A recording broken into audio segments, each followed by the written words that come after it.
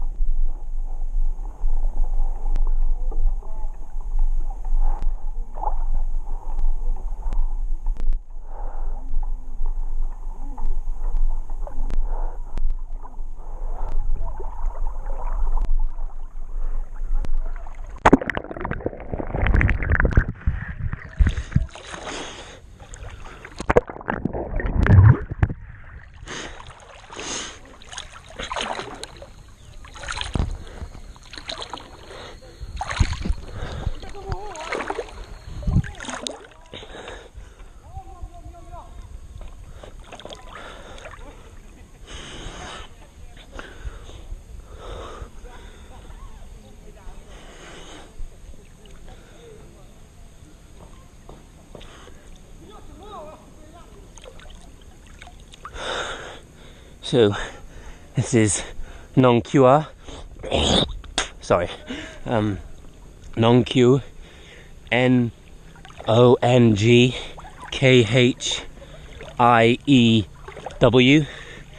There are various different ways that you can spell that, but basically it's a small town. Wow, look all those Nagore! Look all those butterflies!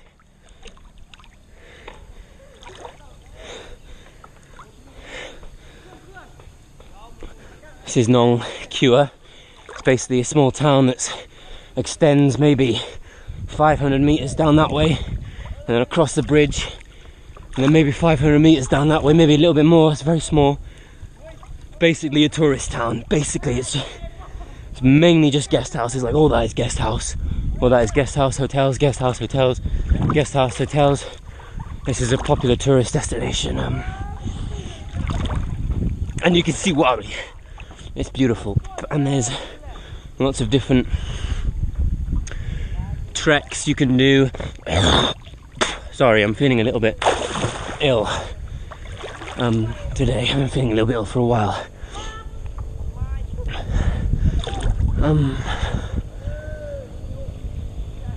Yeah, there's lots of different treks you can do and all sorts. About 3 hours north of Luang Prabang. And I'm in the Mekong River again. I love swimming in the Mekong River. It's such a hot day. It feels so good to be in the water and just be able to do this.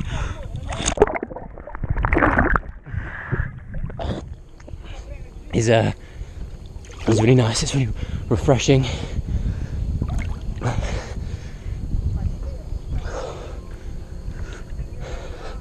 But me and Nagore arrived here yesterday quite late. Well, not quite late, like afternoon. Found a nice hotel really, about 60,000 kip. This is like $8, $7. It's just there actually, you can see it past the bridge. And I've actually got quite a bad leg in my thigh. So I wasn't 100, even though I came here because I heard great things about the 100 waterfall trek. I've actually got a bad leg, so and it hasn't been improving. So I think doing a whole day's trek is probably not the best thing for it. Plus, it's quite expensive. So, and Nagore doesn't want to. Nagore's not feeling up to it. She's menstruating today and yesterday. So, hello, Savadi. Swim over there. Too tired. Medru. No good. Ah.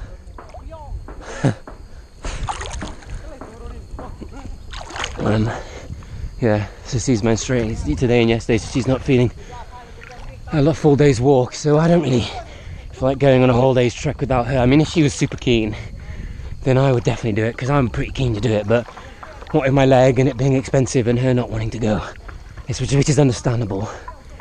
I'm not really feeling it either myself. But it makes a difference, because there's just so many places you can walk around here anyway. Like after this swim, I'm gonna go and walk up to the top of there. Here's a viewpoint. It takes about 2 hours to get up there, which I'm thinking is just about as much as my leg can handle. But it's absolutely beautiful here. Honestly, I had such a good feeling about Laos before I came here. I don't know why, but I was thinking it'd be beautiful. And it is. I much prefer it to Cambodia in terms of its scenery. It's because it's like stepping back 20 or 30 years. It's just much less built up in the city, Vientiane. It's just so much less built up.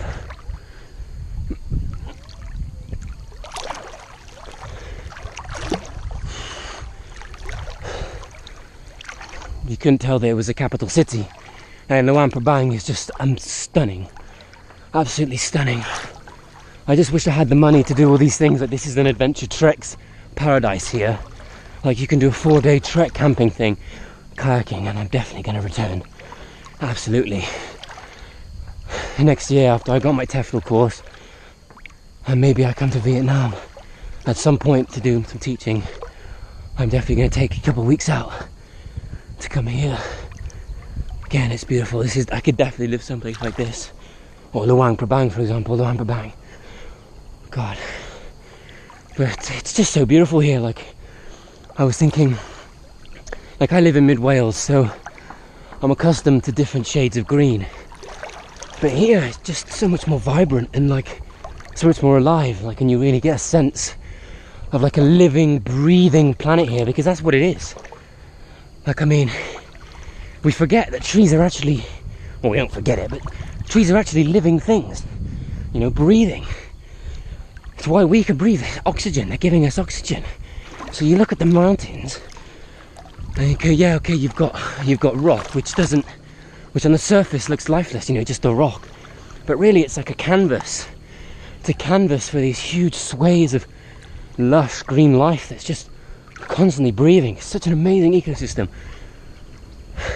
And the fact that it's so visual with the mountains, it's like I said, you just really get a sense of like a living, breathing world here. What's this? Yummy.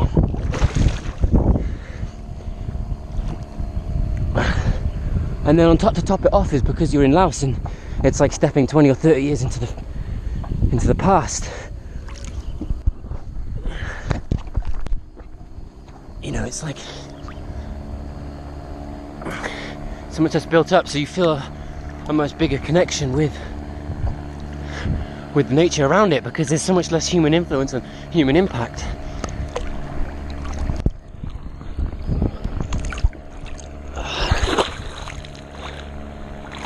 But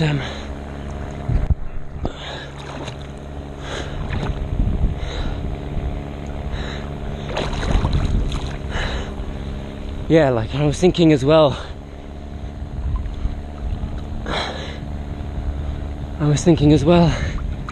like humans, like the other day, you know, I was eating a lychee, and this goes on to my, like when you're in this environment and you feel so much more connection with the world, especially when you're like me, swimming in the Mekong River that's been sustaining life, all kinds of life, for thousands of years, you really feel a connection with the rest of the world around you. You know, apart from the couple dozen guest houses that are here, you know, you wouldn't be able to tell which year it is. So you really get a sense of human life from a kind of ancient kind of perspective, do you know what I mean? Like away from all the social and cultural landmarks of modern day human society. And I was thinking the other day when I was looking at a view not too dissimilar to this, I was eating a lychee. Me and the Gore was sat eating lychees, just, you know, within a second, biting into the rough skin, ripping it off with my two opposable thumbs, eating the fleshy out layer, and then throwing away the seed inside. And the same with peepers, sunflower seeds. How quickly me and the Gore can demolish a bag of them, just crack open the shell with our teeth, eat the seed and chuck away the rest. It's like that as an act, as an animal, is quite an evolutionary asset to be able to do that. You know, we can go and find this fruit and find these seeds, and then with our thumbs and our evolutionary bodily parts crack into it and enjoy the sweetness inside. And then you just throw on top of that I bought the sunflower seeds in a shop, you know, someplace in China had them and shipped it over here by plane maybe, or by locomotive, or by car on these things called highways, and I bought it with this thing called currency, and I'm eating it while on my phone. It's like,